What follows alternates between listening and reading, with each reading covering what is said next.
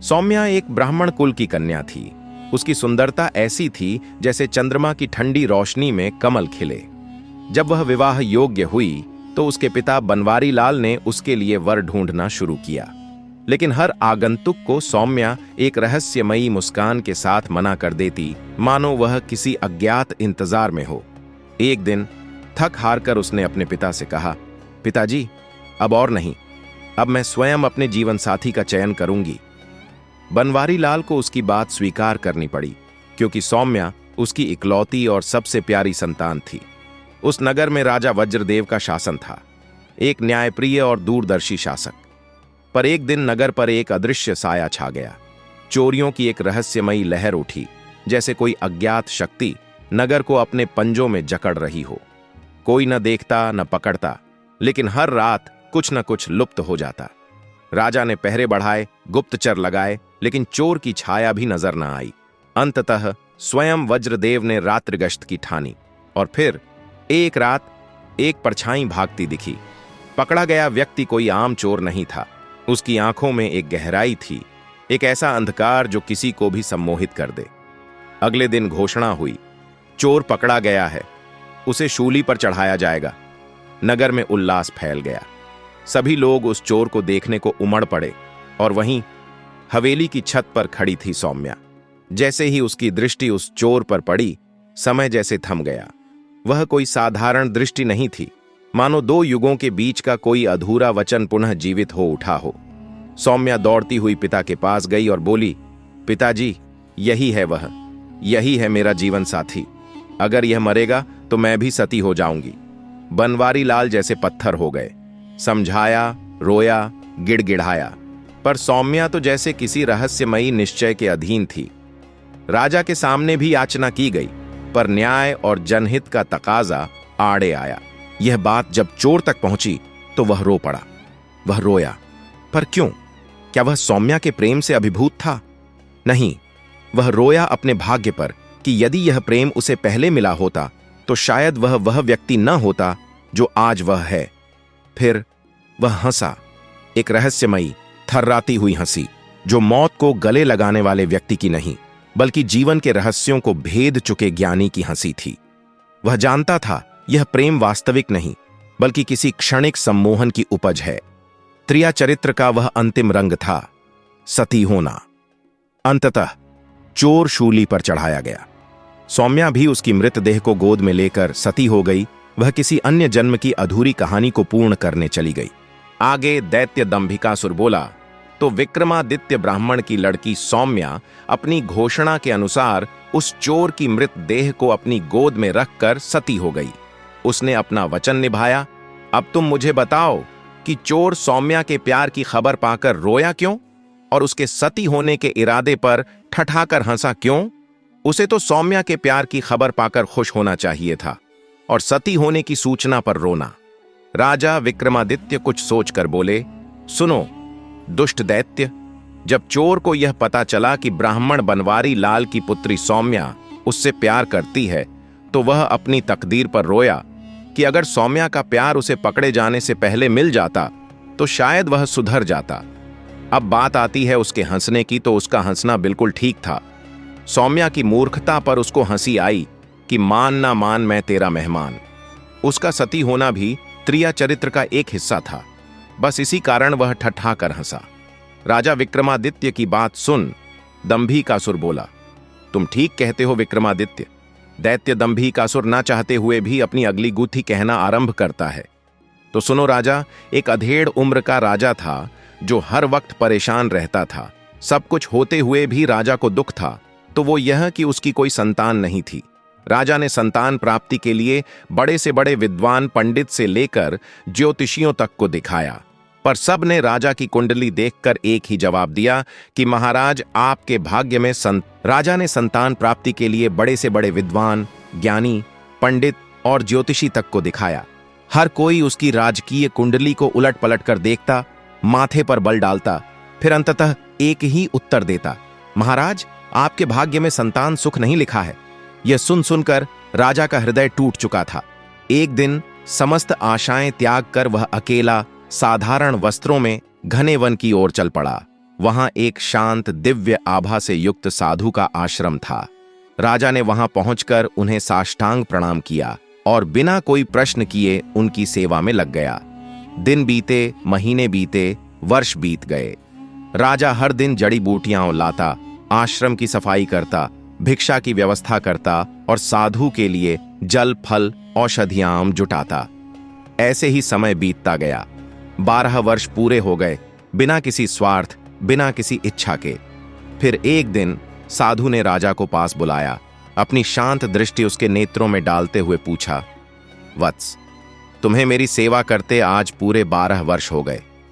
इन 12 वर्षों में न कभी मैंने तुमसे पूछा कि तुम क्यों आए और न ही तुमने मुझसे कुछ मांगा। मैं तुम्हारी सेवा से अत्यंत प्रसन्न हूं। मांगो, जो भी मांगना चाहते हो। राजा ने झुककर हाथ जोड़ते हुए कहा, महाराज, मुझे किसी चीज की कोई कमी नहीं है। बस कमी है तो केवल संतान की। यदि आप मुझे कुछ देना ही चाहते हैं तो कृपया मुझे संतान प्राप्ति का आशीर्वाद दीजिए। साधु ने कुछ पल ध्यान लगाया। उनकी आंखें बंद हुईं, होंठ मौन रहे। फिर धीरे से बोले, वत्स, तुम्हारे भाग्य में तो संतान सुख है ही नहीं, पर क्योंकि तुमने 12 वर्षों तक मेरी सेवा की है तो मैं तुम्हें खाली हाथ नहीं भेज सकता। मैं तुम्हें पुत्र प्राप्ति का आशीर्वाद तो दे दूंगा, परंतु ध्यान रहे, तुम्हें जो पुत्र होगा उसकी आयु केवल 20 वर्ष की होगी। यह सुन राजा कुछ क्षण चुप रहा, फिर उसकी आंखों में चमक आई। हे साधु महाराज, 20 वर्ष ही सही, हमें संतान सुख तो मिलेगा, और वैसे भी मेरी आयु तो 60 वर्ष की हो ही चुकी है। संभव है 20 वर्षों में मैं स्वयं जीवित न रहूं। इसलिए हे महाराज, कृपया मुझे संतान प्राप्ति का आशीर्वाद दीजिए। साधु मुस्कुराए। उन्होंने अपना हाथ आशीर्वाद स्वरूप उठाया। राजा ने श्रद्धा से उनके चरणों में सिर झुका दिया। इसके पश्चात राजा खुशी खुशी अपने राज्य लौट आया। कुछ ही दिनों बाद रानी गर्भवती हो गई। राज्य में आनंद की लहर दौड़ गई। नगाड़े बजे, दीप जलाए गए। तय समय पर रानी ने एक स्वस्थ, सुंदर और तेजस्वी पुत्र को जन्म दिया। यह देख राजा की खुशी का कोई ठिकाना नहीं रहा। उसने पुत्र का नाम रखा वीरध्वज। वीरध्वज जब थोड़ा बड़ा हुआ तो राजा ने उसे दूर भेजने की बजाय राजमहल में ही उसकी शिक्षा की व्यवस्था कर दी। योग्य आचार्य बुलाए गए। ज्ञान, विज्ञान, राजनीति, युद्ध कला, सबकी शिक्षा दी जाने लगी। समय उड़ता गया। वीरध्वज अब एक आकर्षक, शक्तिशाली युवा बन चुका था। उसकी उपस्थिति में सूर्य की आभा झलकती थी। अब जब वह विवाह योग्य हुआ तो अन्य राज्यों से विवाह के प्रस्ताव आने लगे। राजा भी उत्साहित हो गया। उसने अपने पुत्र के लिए योग्य कन्या की खोज आरंभ की। वह इतना प्रसन्न था कि वह साधु की भविष्यवाणी को पूरी तरह भूल चुका था कि उसके पुत्र की आयु तो केवल 20 वर्ष की ही है। अब उसे पुत्र का सुख प्राप्त था और उसकी अपनी सेहत भी अच्छी। बात याद आते ही राजा फिर चिंता में रहने लगा। राजा का मन जैसे सहसा किसी पुराने भय की गिरफ्त में आ गया। वह दिन भर गुमसुम रहने लगा। आंखों में चिंता की लकीरें गहरी होती चली गईं। शाही वैभव, उत्सव, राजकाज सब उसे फीका लगने लगा। जब रानी को राजा की चिंता का कारण पता चला तो वह भी चिंतित हो उठी। राजमहल के कोने कोने में रानी की बेचैनी फैल गई। उसका चेहरा उदास हो गया और वह बार बार राजा की ओर देखकर व्याकुल हो उठती। फिर कुछ सोचकर रानी बोली, महाराज, आपको फिर से उन्हीं महात्मा के पास जाना चाहिए। वह अवश्य ही इस समस्या का कुछ हल जरूर बताएंगे। रानी की आवाज में दृढ़ता थी और आंखों में आशा की चमक। उसने अपने स्वामी के लिए एक मार्ग सुझाया जिसमें उसे विश्वास था।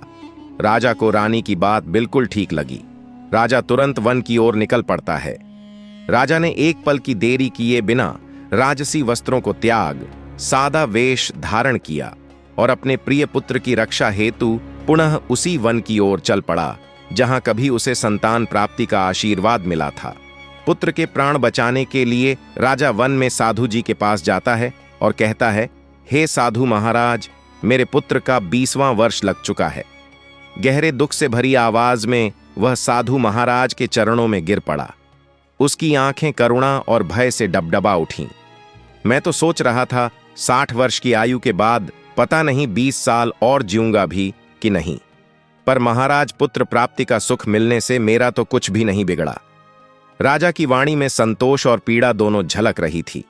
वह उस सुख को नहीं खोना चाहता था जिसे उसने वर्षों की तपस्या से पाया था, बल्कि अब तो पुत्र में और अधिक मोह हो गया। राजा की आंखों के कोरों से अश्रुधार बह निकली। पुत्र का स्नेह उसके रग रग में समा गया था। महाराज, जिस पुत्र को हमने 20 साल तक पाला पोषा, उसके साथ रहे, अब उसको ऐसे मरते हुए कतई नहीं देख सकते।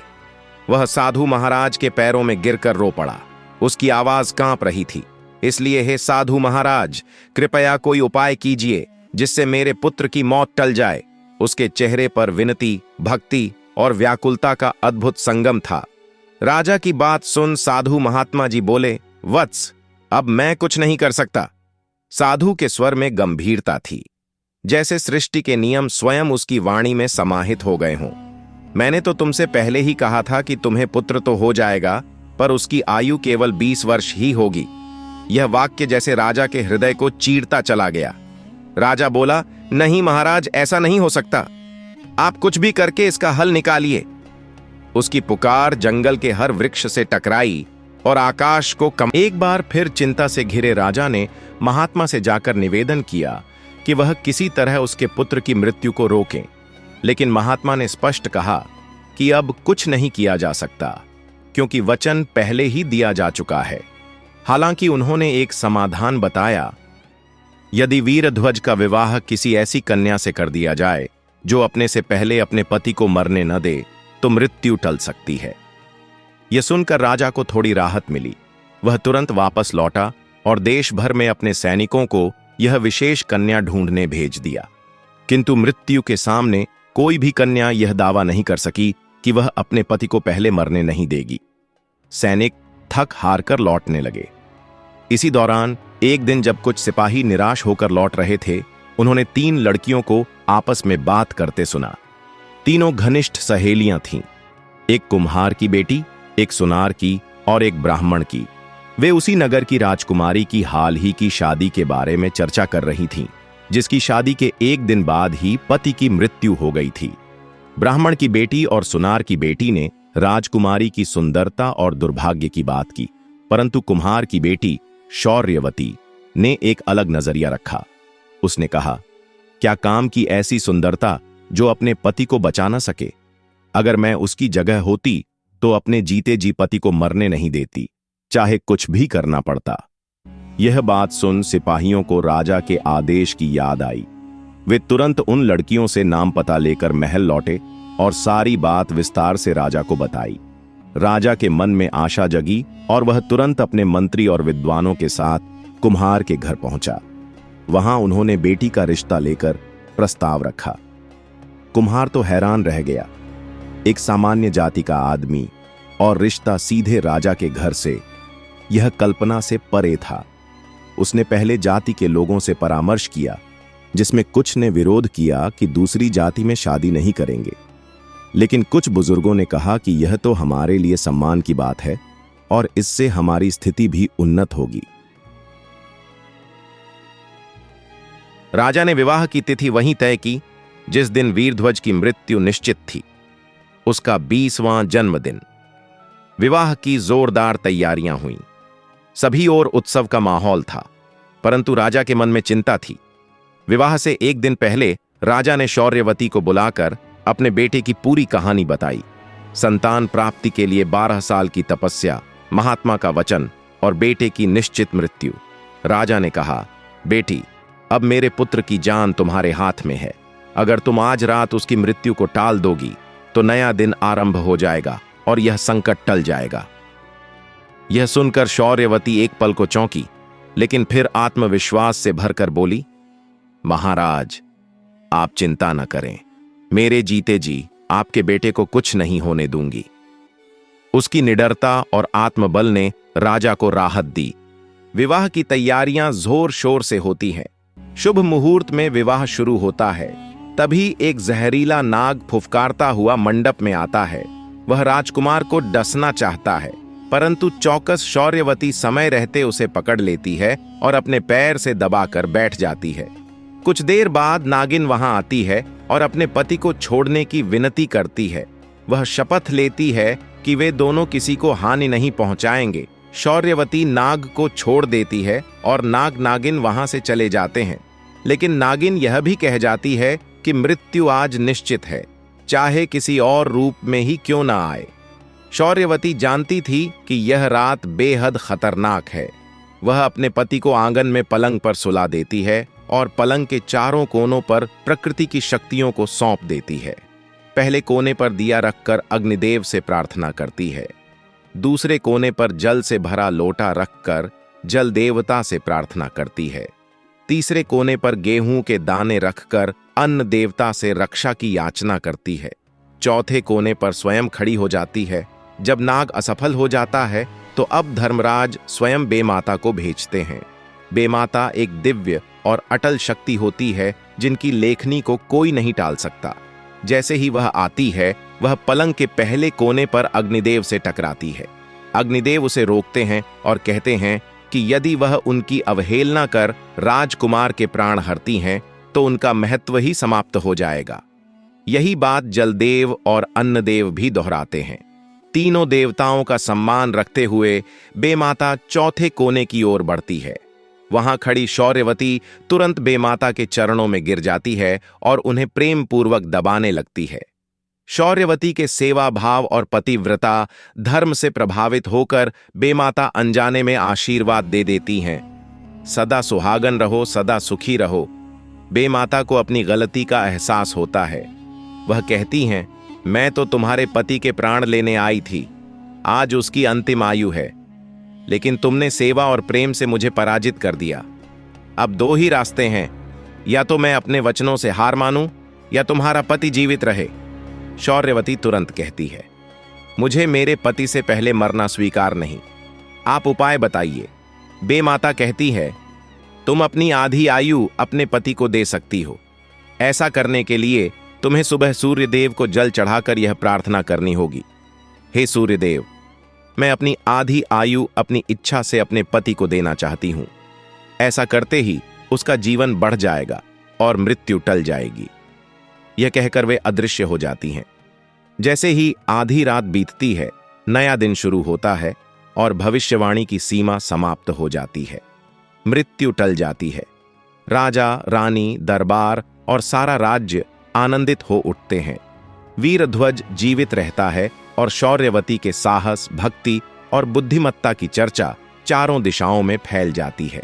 इस प्रकार साहस, श्रद्धा और प्रेम की प्रतीक शौर्यवती ने न केवल अपने पति वीरध्वज को मृत्यु के मुख से बाहर निकाला, बल्कि यह भी सिद्ध कर दिया कि एक नारी की बुद्धिमत्ता और निष्ठा देवताओं और भाग्य को भी पराजित कर सकती है। राजा को योग्य उत्तर देने के बाद बेताल पुनः उड़ गया और राजा विक्रम उसी संकल्प और धैर्य के साथ फिर से उसके पीछे चल पड़ा।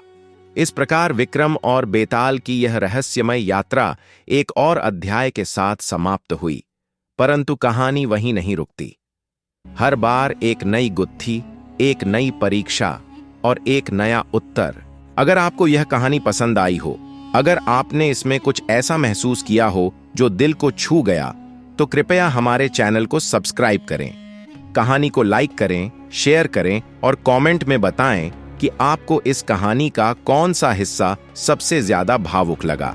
आपके समर्थन से हमें प्रेरणा मिलती है कि हम और भी ऐसी कहानियां आपके लिए लाते रहें, कहानियां जो सोचने पर मजबूर करें और दिल को छू जाएं।